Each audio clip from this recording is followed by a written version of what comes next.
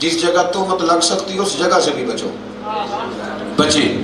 اور جس کی چادر سفید ہے بچنا تو اس نے ہے، جس کی چادر، یا پھر چٹی چادر لا دے کڑیے تے پہن فقیراں دی لوئی، چٹی چادر تے پھر داغ لگیندا ہے نا، چٹی چادر تے پھر داغ، چٹی چادر تے داغ لگیندا ہے نا، تے لوئی نو داغ نہیں کوئی۔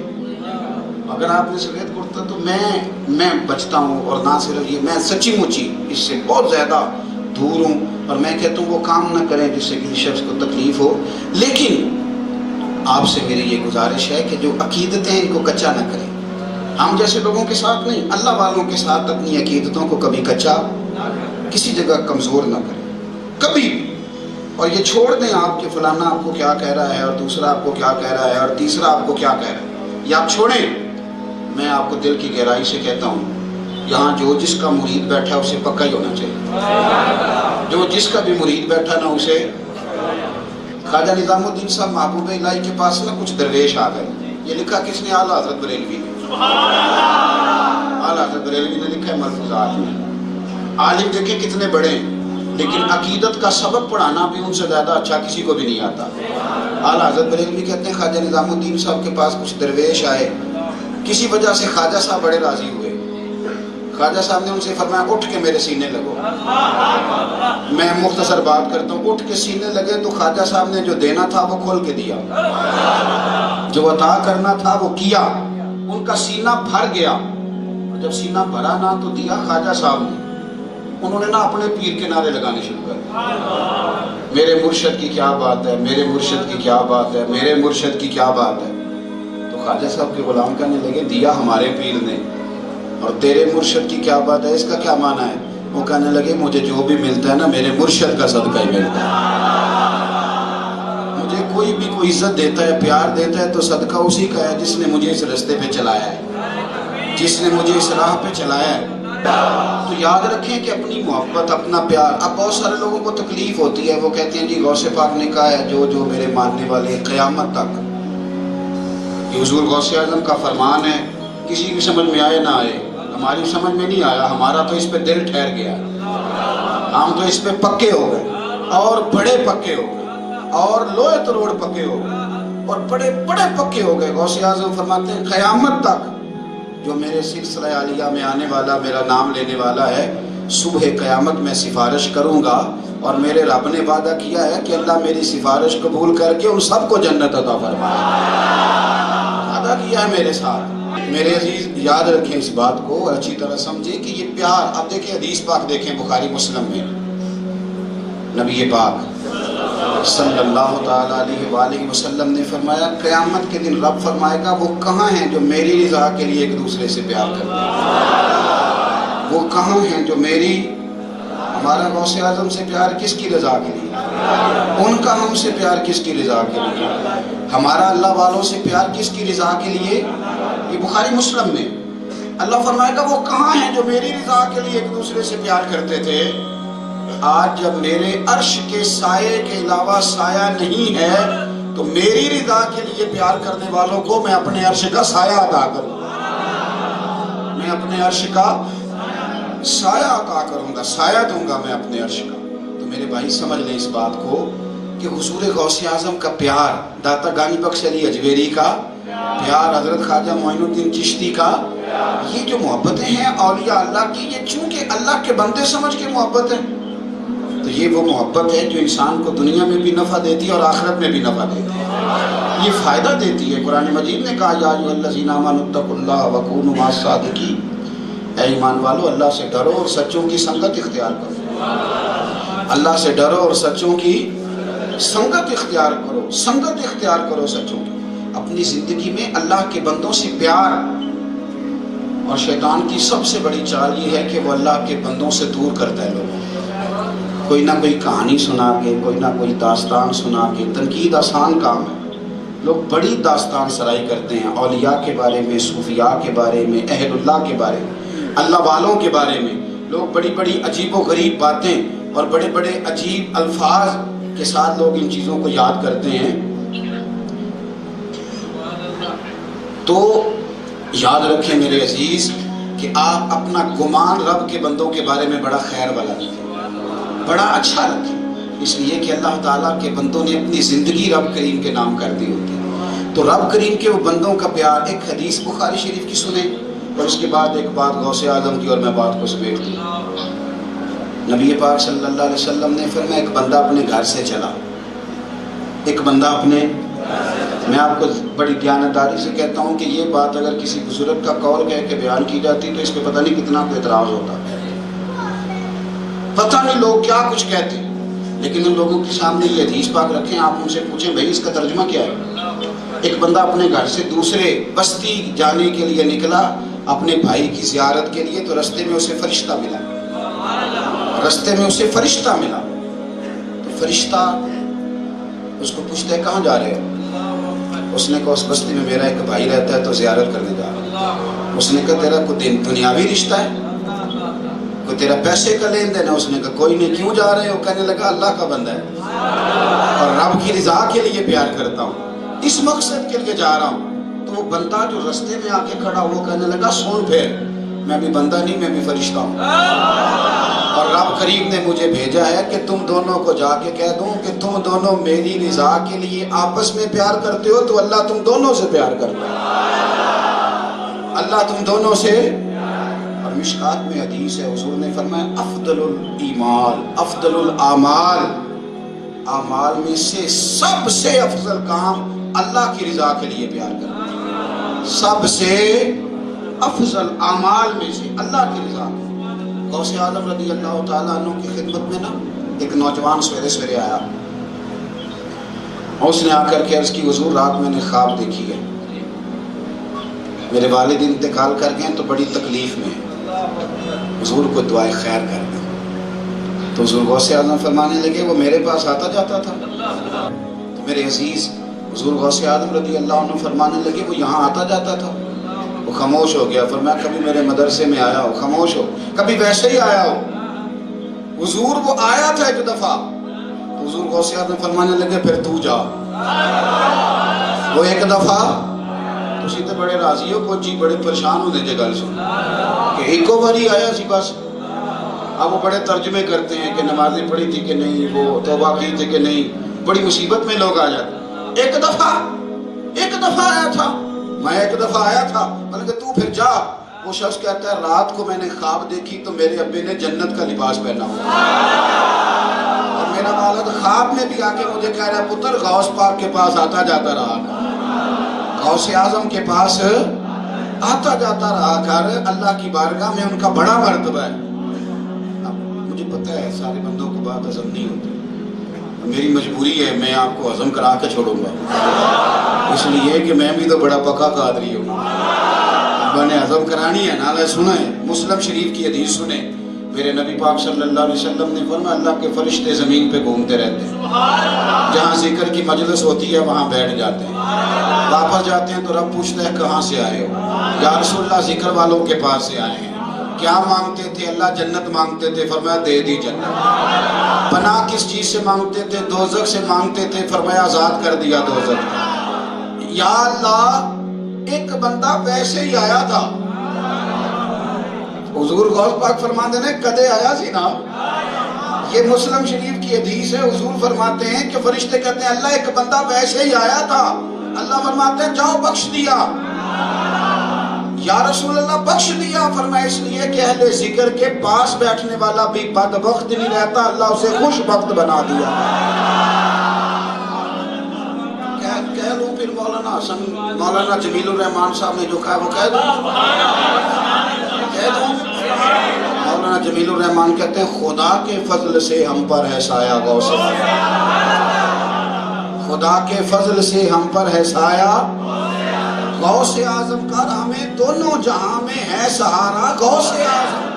خدا دے گا منادی حشر میں یہ قادریوں کو، وہ کہاں ہے قادری کر لے نظارہ غوث اعظم، وہ کہاں ہے قادری کر لے نظارہ غوث اعظم۔ بھائی اللہ والوں کا پیار بندے کو بدبخت نہیں رہنے دیتا، خوشبخت بنا دیتا ہے، یہ خوشبخت بنا دیتا ہے۔ تو رب کریم کے بندوں سے محبت کریں اور صحیح والی کریں اور ذوق شوق والی کریں، اور خوبصورتی والی کرے اور آپ کی دلچسپی ہو. دیکھو نا میں کیا کروں، آج بڑے لوگ فتوے لے کے نکلے ہوئے ہیں، آپ نے یہ کیوں کہہ دیا. یہاں بڑے بڑے لوگ ہیں جو سیاسی پارٹی کے لوگوں کو امام کہہ دیتے ہیں، لیکن کسی کی جیب سے کوئی فتویٰ نکلتا، کسی کو کچھ کسی چیز کا خیال آتا. لوگ کہتے ہیں فلانی پارٹی کا لیڈر پہ جان دے دوں گا، کوئی مولوی پریشان نہیں ہوتا. کسی کو کوئی دشواری، یہاں آپ نے کہہ دیا میں میاں صاحب پہ جان دے دوں گا، لوگ پریشان ہو جاتے ہیں. میں غوث اعظم پہ جان قربان کرتا ہوں، ٹینشن ہو جاتی. یہ اللہ کے بندے ہیں اور ہم نے رب کا بندہ سمجھ کے پیار کیا اور اللہ تبارک و تعالیٰ کے دین کا نمائندہ سمجھ کے پیار کیا. میں نے پرانے بزرگوں کے بارے میں سنا تھا کہ طریقت اور تصوف کا کام کرنا بڑا مشکل کام ہے. آپ ویسے کسی خشک لیول پہ کوئی کام کر لیں وہ ہو جاتا ہے. یہ تو دو دھاری تلوار ہے، ادھر بھی آپ نے خیال رکھنا ہے شریعت کے معاملات کا، اور ادھر پیش نظر ہے وہ نوبہار، اور سجدے کو دل ہے بے قرار، روکیے سر کو روکیے یہی تو امتحان ہے. یہاں مشکل کام ہے، دونوں طرف چلنا پڑتا ہے. میں ایک اپیل آپ حضرات سے کرنے لگا ہوں بڑی ذمہ داری سے اور بڑے خلوص کے ساتھ، بڑے خلوص کے ساتھ، بڑے خلوص کے ساتھ. پھر توجہ کریں میری بات پر. زندگی میں سارے کام آپ سے غلطی ہو جائے، اللہ کے ولی کی بے ادبی والی غلطی نہ کرنا. یہ سمجھ لیں میری بات. آج نا لوگوں نے تنقید کے لیے ہماری زبانیں کھلوا دی ہیں، اور معاذ اللہ بہت سارے نوجوان لمبی زبان کر کے وہ لوگوں، اگرچہ وہ اللہ کار بنے ہوتے ہیں، بیچاروں کی اپنی بات نہیں ہوتی، بڑے غلط لفظ بولتے ہیں اللہ والوں کے بارے میں. اور میں پھر آپ کو کہہ رہا ہوں، پھر کہتا ہوں کہ اس سے مراد میرے جیسے لوگ نہیں، میں اللہ کے کامل اولیاء کی بات کر رہا ہوں. آپ غور کریں میں کیا کہہ رہا ہوں. باقی سارے گناہوں کی سزا ہے، لیکن اللہ فرماتا ہے جس نے میرے ولی سے دشمنی کی نا، اس کے یہ صحیح بخاری ہے اور متواتر درجے کی روایت ہے. یہ نہیں فرمایا اسے سزا دوں گا، فرمایا میرا اس کے خلاف اعلان جنگ ہے، میرا اس کے خلاف اعلان، میں جنگ کروں گا جو میرے بندے کے ساتھ دشمنی کرے. من عاد علی ولی، جس نے عداوت رکھی، جس نے میرے بندے سے عداوت رکھی. عداوت. ایک بزرگ گزرے محمد غوث، ان کا نام محمد غوث تھا. وہ کہتے ہیں حضور غوث اعظم میرے کلاس فیلو تھے، شیخ عبد القادر جیلانی. اور ایک اور بڑا لائق طالب علم تھا ابن سکا اس کا نام تھا، وہ بھی ہمارے ساتھ پڑھتا تھا. تو وہ نا محمد عبداللہ غالباً ان بزرگوں کا نام تھا. تو کہتے ہیں کہ میں ابن سکا اور غوث اعظم کٹھے پڑھتے تھے. تو بغداد میں محمد غوث نام کے بزرگ آئے تو ان کی بڑی شہرت ہوئی. ہم نے کہا چلو زیارت کرنے چلتے ہیں. رستے میں آ رہے تھے تو وہ ابن سکا حالانکہ بڑا لائق آدمی تھا تو کہنے لگا میں نہیں ایسے ہی مانتا، دیکھنا میں بابے سے ایسے سوال کروں گا اسے جواب ہی کوئی نہیں آئے گا. اور شیخ عبداللہ غالباً جن کا نام تھا وہ کہنے لگے نہیں میں تو پہلے پوچھوں گا، چیک کروں گا بندہ کس لیول کا ہے، پھر آگے بڑھوں گا. یہ دونوں باتیں کر رہے ہیں تو غوث اعظم بھی طالب علم تھے اس دور، چپ کر کے جا رہے ہیں. تو کہا آپ کچھ نہیں بولتے، فرمانے لگے بولوں کیا، نہ میں نے سوال کرنا ہے نہ میں نے چیک کرنا ہے، میں تو رب کا بندہ سمجھ کے جا رہا ہوں. میں تو کس کا بندہ سمجھ کے، سمجھ آ رہی ہے میری بات، اللہ کا بندہ جان کے جا رہا ہوں. وہاں پہنچ گئے، سلام لی. کہتے ہیں رستے میں بات ہوئی تھی، لیکن وہ بابا جی جلال میں بولے، فرمانے لگے ابن سکا تم کیا کہتا تھا. رستے میں کہہ رہا تھا کہ واقعہ تفصیل سے ہے، میں بس اشارہ دے رہا ہوں. تم کیا کہتا تھا کہ ایسے سوال کروں گا لاجواب کر دوں گا. فرمایا تیرے اندر سے مجھے کفر کی بو آ رہی، تم اولیاء میں اتنے غلط نظریات رکھتا ہے. اور فرمایا عبداللہ تم کہتا تھا پہلے دیکھوں گا چیک کروں گا. فرمایا دنیا تیرے یہاں تک آ جائے، یہاں تک دنیا میں تو الجھ جائے. اور عبد القادر جیلانی آپ نے فرمایا تھا کہ میں رب کا بندہ سمجھ کے جا رہا ہوں. فرمایا دیکھنا ایک وقت آئے گا کہ آپ بغداد کے منبر پر اعلان کریں گے کہ لو بھائی ولی وہ بنے گا جس کی گردن پر میرا قدم آ جائے. اس لیے کہ آپ شروع سے اللہ والوں سے پیار کرنے والے اور ادب والے. تو میرے بھائی سیدنا غوث اعظم رضی اللہ تعالیٰ عنہ کہ وہ کلاس فیلو ابن سکا، بڑا پڑھ لکھ گیا، بڑا کچھ بنا. پھر ایک بادشاہ، عیسائی بادشاہ کی بیٹی پہ عاشق ہوا، کہنے لگا میں نے اس سے نکاح کرنا ہے۔ اللہ تعالیٰ کی خفیہ تدبیر سے پناہ مانگا، رب ہمیں ایمان پہ رکھے اور ایمان پہ مارے۔ کہنے لگا کہ میں نے نکاح کرنا ہے، تو اس نے شرط لگائی کہ تو پہلے اپنا مذہب چھوڑ پھر نکاح کرو، تو یہ مذہب چھوڑ پھر نکاح کرو۔ اللہ اکبر! تو وہ معاذ اللہ عورت کی خاطر اپنا مذہب چھوڑ کے عیسائی ہو۔ کفر کی بو آ رہی تھی ان بزرگوں کو، اور وہ جو کہہ رہا تھا کہ پہلے دیکھوں گا تو پھر مانوں گا، پھر مانوں گا، تو وہ بھی جا کے ایک بادشاہ کا وزیر منتخب ہوا۔ دولت تو بڑی آئی پر اللہ کوئی نہیں ہے۔ تو وہ آپ کی کلاس فیلو کہتے ہیں کہ ہم نے وہ دونوں باتیں تو دیکھ لی، پھر ایک وقت آیا کہ غوث اعظم بغداد کے ممبر پہ بیٹھے، آپ نے اعلان فرمایا لو بھی ولی وہ بنے گا جس کی گردن پر میرا قدم مبارک آئے گا۔ تو کبھی بے ادبی نہیں کریں، یہ مہربانی کریں آپ۔ اور اعلیٰ حضرت بریلوی رحمۃ اللہ لکھا ہے کہ کبھی کوئی ایسا خیال کسی اللہ والے کے بارے میں آ بھی جائے، کوئی بظاہر بات تمہیں نظر ایسی آ بھی جائے، تو اسے خیر پر معمول کرو، اس کی اچھی توجیہ کر لو، اس کا کوئی اچھا مطلب نکال لو، کوئی اچھا گمان اس کے بارے میں رکھ لو، غلط نظریات کو جگہ نہ دو۔ ہمارے ہاں اب کچھ عرصے سے تصوف اور طریقت کا دعویٰ کرنے والے لوگوں نے بھی بڑا ظلم کیا ہے۔ انہوں نے لوگوں کو بتایا کہ بس میں ٹھیک ہوں، میرے علاوہ کوئی بھی نہیں۔ جو ادب سکھاتے ہیں وہ اپنا نہیں صرف سکھاتے ہیں، وہ سب کا سکھاتے ہیں۔ ان کا یہ رویہ نہیں ہوتا کہ ایک میں ٹھیک ہوں، ایک میرے ماننے والے ٹھیک ہیں۔ یہ انداز بھی اہل طریقت کا نہیں ہوتا، اس سے بھی گھٹن پیدا ہوتی ہے، اور اللہ کے بندے گھٹن پیدا نہیں کرتے، محبت پیدا کرتے ہیں۔ اس لیے جو باتیں میں نے عرض کی، حضور غوث اعظم سے اور تمام اولیاء اللہ سے کھل کے پیار کریں، عداوت سے بچیں، نفرت سے بچیں۔ یہ بڑا خوبصورت ماحول ہے۔ اس ماحول میں ایک بات پوچھی گئی ہے، میں نے شروع میں کہہ دیا، شروع میں نے بات کر دی تھی، اور مجھے پتہ ہوتا ہے بہت ساری چیزوں کا، میں یہاں رہتا ہوں اس زمانے میں۔ میں نے کہا کہ اس دور میں تو طریقت کا کام بڑا مشکل تھا، تو آج تو بڑا ہی مشکل ہے۔ میں نے تو شروع میں کہہ دیا ہے کہ میں تو 1% بھی پسند نہیں کرتا۔ میں آپ کو، مجھ سے آپ حلف لے سکتے ہیں کہ میں نہیں پسند کرتا کہ میرے ہاتھ بھی چومے، تو پیر چومنا تو دور کی بات ہے۔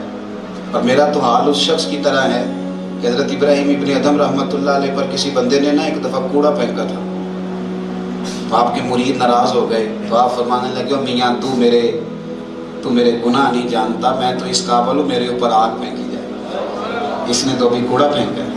تو ہم نہیں پسند کرتے، میں نے کہہ دیا، اور مجھے بالکل قلباً نہیں اچھا لگتا کوئی دین کا خادم سمجھ کے میرے ساتھ یہ ایسا معاملہ کرے، پیر چومنے والا کوئی ایسا کام کرے، میں نہیں پسند کرتا۔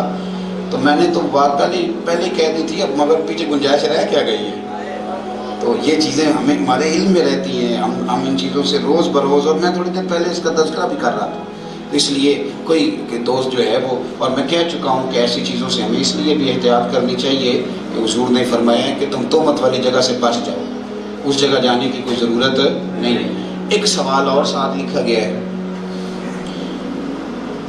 کوئی سیاسی معاملہ ہے، اس پر کلام کرنے کو کہا گیا ہے۔ اتنی خوبصورت محفل میں آپ سیاست کہاں سے لے گئے؟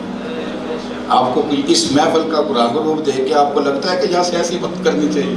اس کا رنگ روپ دیکھیں نا، کوئی نہیں سمجھ آئی آپ کو میری، اس محفل کا آپ رنگ روپ دیکھیں تو یہاں آپ کو لگتا ہے کوئی سیاسی بات کرنی چاہیے؟ میں کوئی اس سوال کا جواب نہیں دیتا، ایک شعر پڑھ دیتا ہوں، میں ایک شعر پڑھ دیتا ہوں کہ ہم نے ہر دکھ کو محبت کا تسلسل سمجھا، ہم کوئی تم تھے کہ تم سے شکایت کرتے، ہم نے ہر دکھ کو محبت کا تسلسل سمجھا، ہم کوئی تم تھے کہ تم سے شکایت کرتے، کی محبت تو سیاست کا چلن چھوڑ دیا، ہم اگر عشق نہ کرتے تو حکومت کرتے، ہم اگر عشق نہ کرتے تو حکومت کرتے۔